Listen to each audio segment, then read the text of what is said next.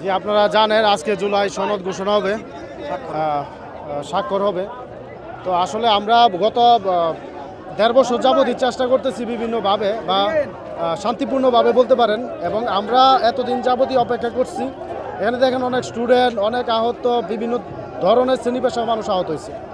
তো আমাদের সাথে যেই প্রতারণা শেষ পর্যায়ে এসে আমরা দেখলাম, তা নিয়ে আমরা পুরাই হতাশ, এবং জীবনের নিরাপত্তা নিয়ে এবং পরিবারের নিরাপত্তা নিয়ে সবাই আতঙ্কিত এবং উদ্বিগ্ন।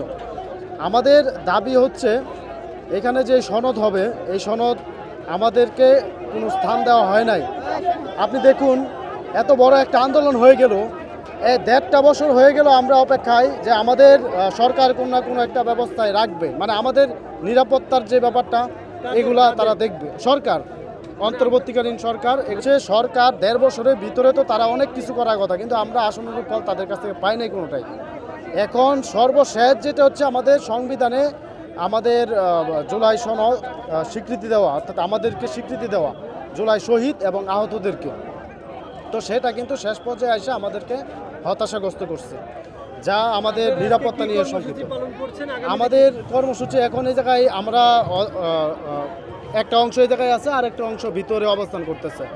তো আমরা আশাবাদী যে সরকার এবং বিভিন্ন রাজনৈতিক ব্যক্তিবর্গ তারা আমাদের এই কষ্টটা তারা বিবেচনা করবে, এবং তারা অচিরেই তাদের যে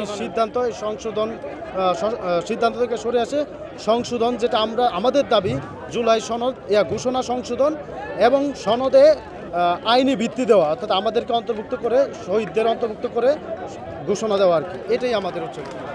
হাজারটি বুলেট রয়েছে, হাজারটি বুলেট রয়েছে যা এখনো দৃশ্যমান, একটি বুলেটও অপসারণ করা হয়নি। আমরা কে কোন দলের এটি বড় বিষয় নয়। আমরা এই দেশের জন্য যুদ্ধ করেছি, আমরা এই দেশের সম্পদ হিসাবে আমাদেরকে আখ্যায়িত করতে হবে। আমরা এতদিনে দেখতে পেয়েছি বিভিন্ন এই গ্রুপিং বৈষম্যকে রক্ত দিয়ে স্বাধীনতা করেছি, যাতে আমরা কোনো গ্রুপিং এবং বৈষম্য না দেখি। প্রতিনিধিত্ব বাছাই করা হচ্ছে। কাদেরকে প্রতিনিধিত্ব করা হচ্ছে?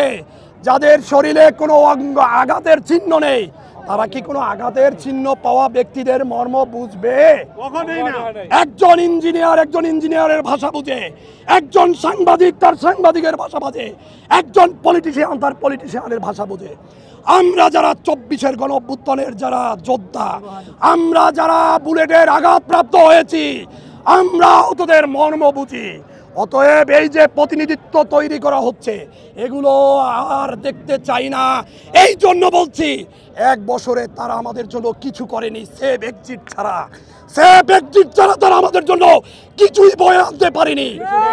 প্রিয় দেশবাসী, প্রিয় আহত শহীদ পরিবার সারা বাংলাদেশ, আপনাদের উদ্দেশ্যে বলছি, ঐক্যবদ্ধ ছাড়া কোনো বিকল্প নেই।